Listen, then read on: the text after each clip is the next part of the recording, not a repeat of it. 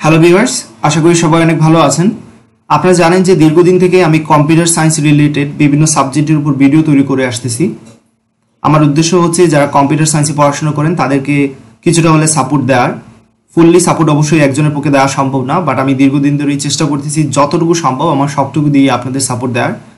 Computer সায়েন্সের বিভিন্ন বিষয়ের উপর আমি ভিডিও সিরিজ তৈরি করেছি।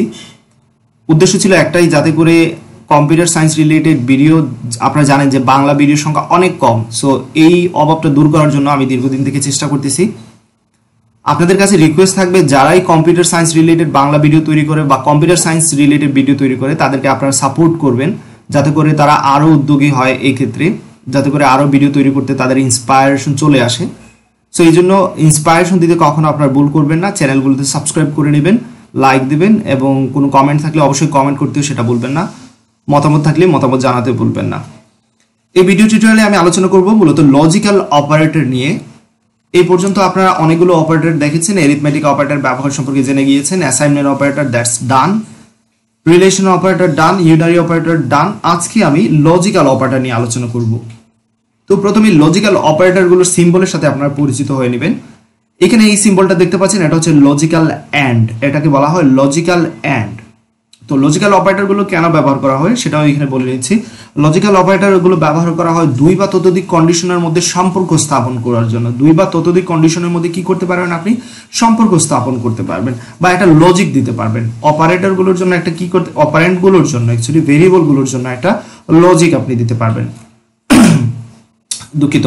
তো এইখানে যে অপারেটরটা ইউজ করা হয়েছে তাকে আমরা বলবো logical and operator. Logical and, এটাকে বলা হয় লজিক্যাল অর, এটাকে বলা হয় লজিক্যাল নট। তো এগুলোর ব্যবহার খুবই ভালো করে বুঝতে পারবেন যখনই প্র্যাকটিক্যালি আমি দেখাবো। তারপরও এখানে বলে নিচ্ছি, সে ফর এক্সাম্পল ইফ এখানে একটা কন্ডিশন আছে এবং এইখানে একটা কন্ডিশন আছে, তার মধ্যে যদি আপনি লজিক্যাল অ্যান্ড বসান তাহলে কি হবে, এই কন্ডিশন এবং এই কন্ডিশন যখনই দুইটা কন্ডিশন ট্রু হবে, লজিক্যাল অ্যান্ডের বা অ্যান্ড গেটের নিয়ম আপনাদের নিশ্চয়ই মনে আছে। অ্যান্ড গেট কিভাবে কাজ করতো, যখন দুই বা ততোধিক ইনপুট সত্য হতো, সবগুলো যখন ট্রু হবে তখনই কাজ করবে। ওকে, সো এক্স্যাক্টলি এখানেও সেম, লজিক্যাল অ্যান্ড তখনই কাজ করবে যখন এইদিকে ট্রু হবে, এইদিকে ট্রু হবে, দুই দিক যখনই ট্রু হবে তখনই এই কন্ডিশন কি হবে, ট্রু হবে, পুরো কন্ডিশনটা ইফের মধ্যে। ওকে, সো এই কন্ডিশন ট্রু যদি হয় এবং এই কন্ডিশন যদি ট্রু হয় তখনই এই ইফ ব্লকের কোড কাজ করবে। আর যদি দেখা যায় একটা কন্ডিশন ট্রু হয়েছে আর একটা ফলস, তাহলে অবশ্যই এই ইফ ব্লকের মধ্যে ঢুকতে পারবে না। তাহলে এন্ডের কাজ হচ্ছে যতগুলো কন্ডিশন ইউজ করুন না কেন, সবগুলো যখন ট্রু হবে তখনই সে কাজ করবে এবং তার মধ্যে এই এক্সিকিউট হবে, এই কোডগুলো এক্সিকিউট হবে। আবার এইখানে যদি লক্ষ্য রাখেন, কন্ডিশন 1 অর কন্ডিশন 2, যে কোনো একটা কন্ডিশন ট্রু হলেই এই কোডগুলো কাজ করবে, এই ব্লকের মধ্যে ঢুকবে এবং কোডগুলো কাজ করবে। তো জিনিসগুলো প্র্যাকটিক্যালি দেখাচ্ছি আপনাদের। আরেকটা বিষয় এখানে বলে নিচ্ছি, লজিক্যাল নট এর ব্যবহার অথবা পরবর্তী কোনো ভিডিও টিউটোরিয়াল দেখবেন। এই ভিডিও টিউটোরিয়াল লজিক্যাল অ্যান্ড এবং লজিক্যাল অর যে কোনো একটার ব্যবহার দেখাবো এবং এই ভিডিও টিউটোরিয়ালে আমি লজিক্যাল অর এর ব্যবহার দেখাবো এবং পরবর্তী ভিডিও টিউটোরিয়ালে আমি লজিক্যাল অ্যান্ড এর ব্যবহার দেখাবো ইনশাআল্লাহ। ওকে, সো নতুন একটা ক্লাস ক্রিয়েট করে নিচ্ছি। নতুন ক্লাসের নাম আমি দিয়ে দিচ্ছি, অলরেডি আপনারা জানেন যে বাওয়েল কনসোনেন্টের জন্য একটা ক্লাস করেছিলাম কিন্তু, সো এক্স্যাক্টলি আরেকটা ক্লাস করে নিচ্ছি বাওয়েল কনসোনেন্টের জন্য। সেম নাম দিব না অবশ্যই, বাওয়েল কনসোনেন্ট ডেমো। আগে দিয়েছিলাম ডেমো, এবার দিচ্ছি 2। ওকে, ডেমো 2। কারণটা হচ্ছে আমি বলি কেন আগের ক্লাসের সাথে নামটা মিল রেখে আমি করেছি।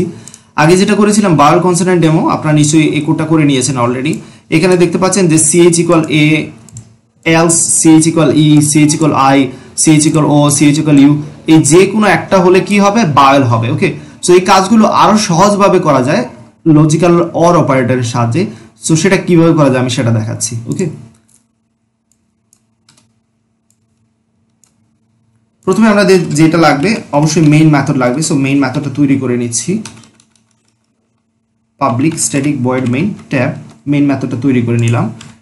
তারপর আমরা চাচ্ছি যে বাওয়েল কনসোনেন্ট নির্ধারণ করব এবং এই ক্ষেত্রে আমরা যেটা করব, আমরা লজিক্যাল অর অপারেটর ব্যবহার করব। সেজন্য আমার আগের যে প্রোগ্রামটা ছিল আমি এখান থেকে কিছু কোড নিয়ে নিচ্ছি, কপি করে এইখানে নিয়ে বসে দিচ্ছি। সো স্ক্যানার এখানে দেখতে পাচ্ছেন, স্ক্যানার ক্লাসে একটা ভেরিয়েবল নিয়েছি, ক্যারেক্টার টাইপের একটা ভেরিয়েবল নিয়েছি। দেন আমরা ইউজারকে বলে দেবো একটা লেটার দেওয়ার জন্য এবং ইউজার কাছ থেকে সেই লেটারটা নেব। এবার কন্ডিশন চেক করার পালা।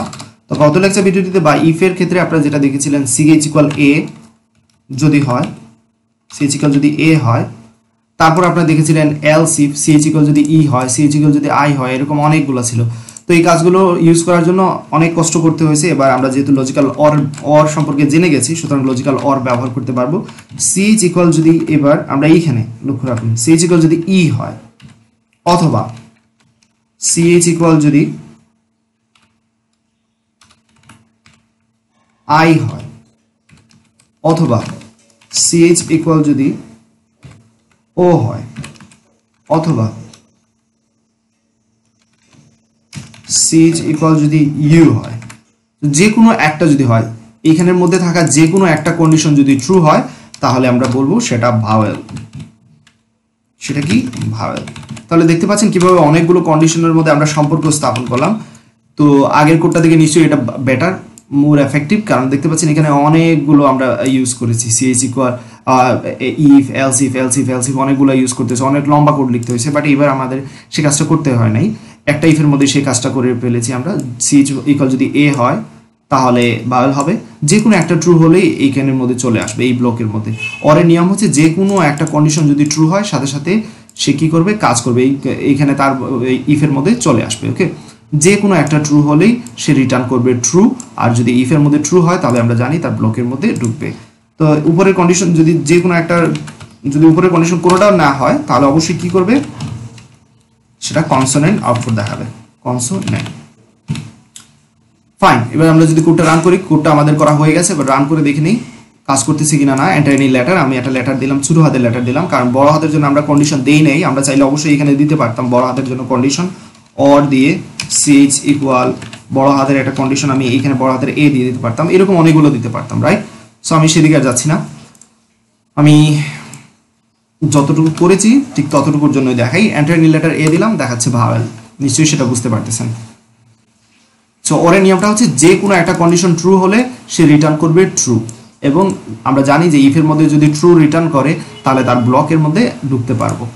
এবার কোডটা আবার রান করি, নতুন একটা লেটার দিই, আমি সে ফর এক্সাম্পল এক্স দিলাম, এক্স দেওয়ার পর ছোট হাতের এক্স দিচ্ছি। সো সিএইচ ইকুয়াল এ, এক্স যখনই দেবো এই এক্সটা কার মধ্যে ঢুকবে? সিএইচ এর মধ্যে ঢুকবে।